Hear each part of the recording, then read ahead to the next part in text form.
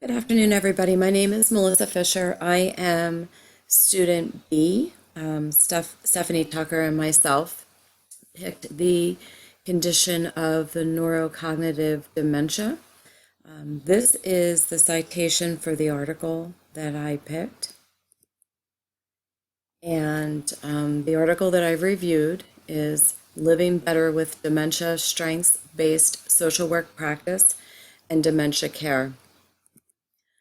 This article reviews the chronic illness of dementia. The author gives some very important information, such as the fact that 35 million people are affected by cognitive impairment. The cognitive impairment can include a loss of a loved one, loss of self, loss of physical and cognitive capacity, and even a loss of a home if a person needs to be placed in a facility for care. So if they're no longer able to reside in their own residence and live individually, they can be placed in a facility, something like a memory term unit. The discussion in the article goes on to tell us that dementia affects cognition, memory, speech ability, decision making, and interpretation of events. People suffering with this cognitive impairment can also have depression, delusions, be agitated, and they may not be able to care for themselves. So these points are all important, and that's why they're discussed in this article.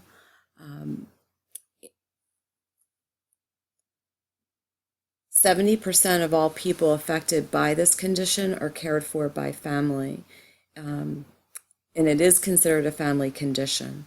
Those who are affected can lead a full life. The first way that the person who wrote the article talks about doing this is to help the family look at the glass being half full, not half empty.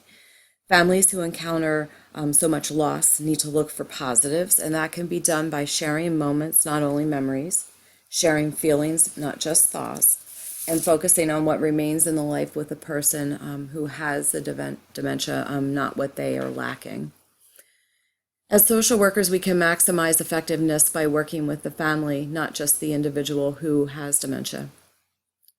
The author also goes on to say that social workers should also focus on the quality of life rather than the reduction of the symptom. A strengths-based perspective should be adopted. The social worker can practice self-disclosure if they have personal knowledge of this illness.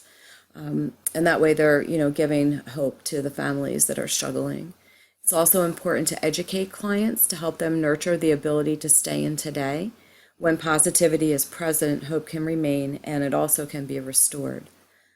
The following are the websites.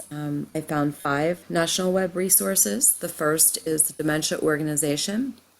The second is the National Alzheimer's Organization. The third would be the Mayo Clinic, and there's a lot there actually on the diagnostic criteria of dementia. The NADRC is the Resource Center for Alzheimer's and Dementia, the national resource. And then finally, the NASW, and that is the National Association of Social Workers, which we are all hopefully aware of. And there is a part here on aging, and that section talks about the clinician and populations that suffer from dementia. So that concludes my portion of the condition presentation. And as always, if you have any questions or comments, please feel free to ask or post to me. I appreciate you taking the time to watch. Thank you.